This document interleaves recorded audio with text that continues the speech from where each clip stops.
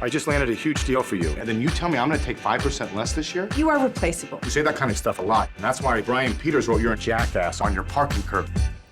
What the hell, Dan? Hi, welcome to What the Flick, everybody. I'm Matt Atchity. This is Christy Lemire. This is Alonso Duralde.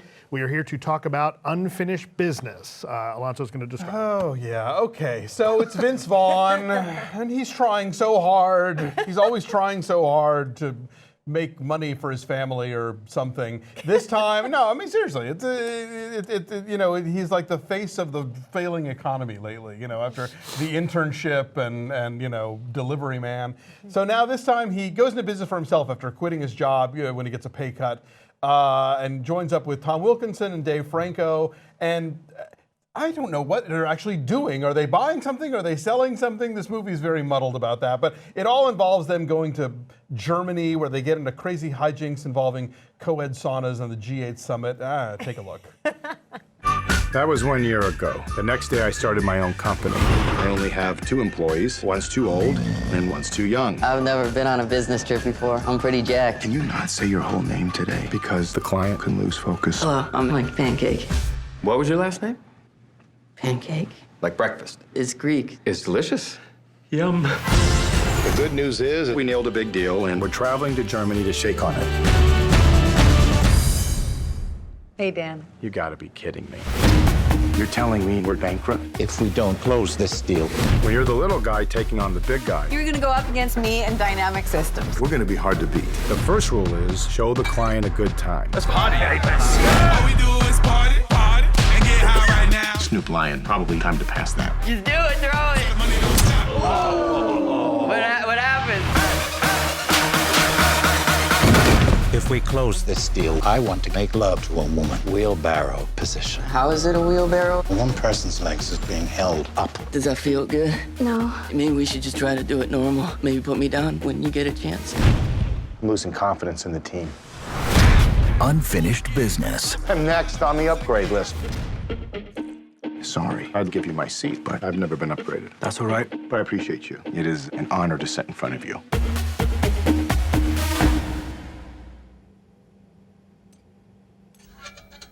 So the word we learned in this movie is snarf. Swarf. Swarf, right. I can't even get it right. So is swarf a real thing? It is a real thing. I looked it up. Okay. I Googled it. It is the like the metal shavings that are left over after like a big job of creating like steel girders or whatever. Okay. And this movie is all about them doing something with swarf, but I was never. Are they buying it? Are they selling it? Are they transferring it? Like, it's not that this movie had to be a documentary about the business, but give me a clue about what they're doing and what it takes to get their goal so I can follow it. You can care at least. Exactly. There's so little care I said in taken my there. review, you walk into Locke, you don't have to know anything about a cement pour. By the end of that movie, you are committed to that cement pour You learn and so all much the about details. cement in Locke. You learn about casinos in Casino. Like just you have to give me enough information about the thing that's happening so that I get invested. I never knew what the deal was, so that was a problem. Here's what I think the deal and was that's real and fast. that's a problem. That's the beginning, the slightest Yeah. beginning of a problem. So here's what I think they were doing. I think that he had this little business where maybe they collect the swarf from a project. They wanted the contract from these big corporations to be the official swarf collection agency.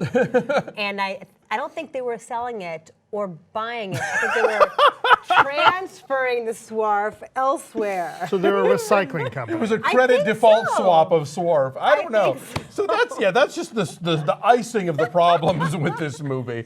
And the thing is, I laughed more at this than I think I have at any Vince Vaughn movie since Wedding Crashers. I went That was a back decade ago. and exactly. I looked at his listings and I was like, Four Christmases and Fred Claus and the movies I mentioned before is like the Watch.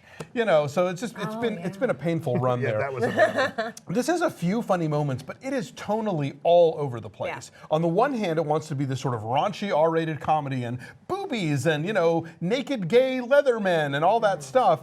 And then at the same time, there's like all these FaceTime conversations home where he's trying to be a good dad, long distance, and his kid's being bullied, and he wants to close this deal so he can put the kid into private school because that's going to magically make all the bullying go away. Yeah, I wondered about that too. Like he's not going to get bullied in private school too. Like there aren't like rich assholes who are going to bully him for being fat and nerdy. Yeah, exactly. So I didn't buy that stuff at all. Then you've got this Dave Franco character. Okay. Yes.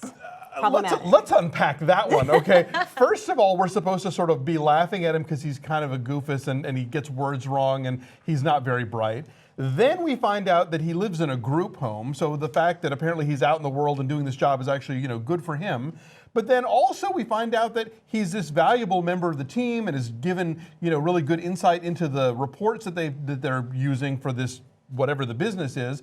But there's never an indication in any of the conversations that he actually understands what any of the business is. So the movie can't decide what he's supposed to be, what we're supposed to think about him.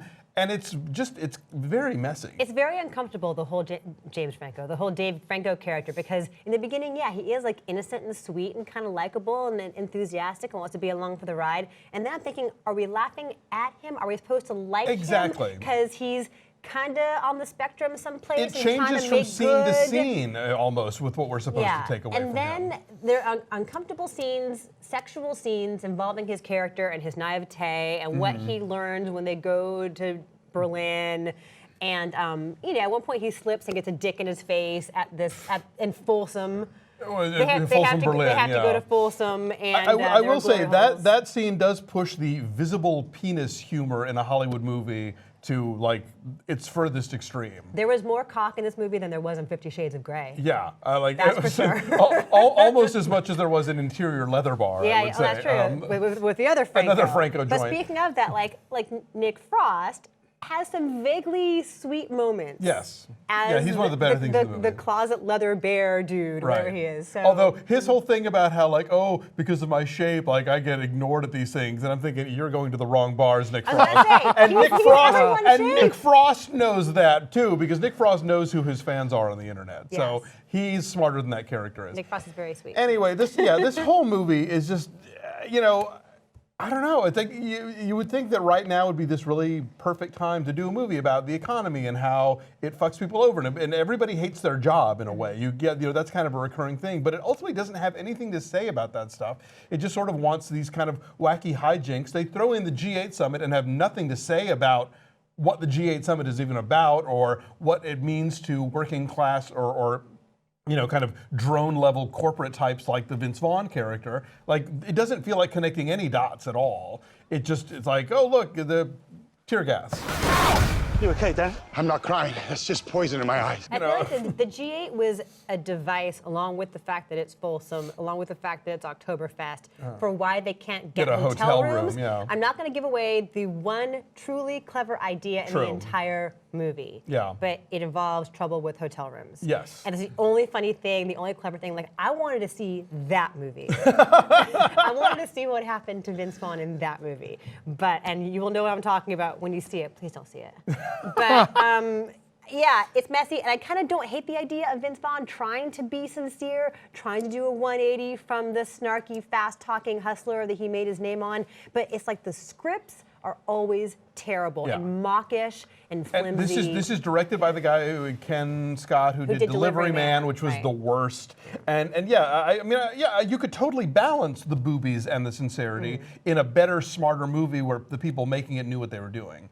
You don't get that here. I also have a quick question. I want to know how it is the maid from Portland, Maine, got to the airport in St. Louis in her maid costume. Well, I want to know why is she there? Cosplay. How Dave Franco in the group home had a passport ready to go so they could just go to Berlin at a moment's notice. That's true. That's a good question. Lots of things like that. Don't they want to know where he is at the group home? He's supposed to be like a guy who runs shit at the group home. Right. What's happening to his friends? I don't know, but the takeaways. Dunkin' Donuts and Pepsi, big product placement in this movie. And National Car Rental. And I just want to give a quick shout out to June Diane Raphael, who gets to do nothing. Another really, just like Tamsin Greig and Second Best Exotic. Right. Funny lady. If you've seen NTSF SCSUV or Ass Backwards, really talented comedian. Mrs. Paul Scheer. And she is, that's right, and she is the wife in this movie. Yeah. That's all. Does she even have a name? I'm not sure if she even has a name. I don't even know if she does. No, yeah. Okay. So our numbers are. I was a little generous just because I laughed more at this, like I said, than almost any other Vince Vaughn movie of late. I gave it a 4 and a... You get 4.5. I'm saying 2 2 because I'm mean and cold. So we're saying... Oh, go ahead. 3.3 is our average. And it's about 11% on the tomato meter. It's a terrible week, basically. Yeah. Between this and Marigold Hotel and Chappie, which we're going to also talk about, this is a terrible week. But, go watch the last 5 years on VOD. It's nice. Bye.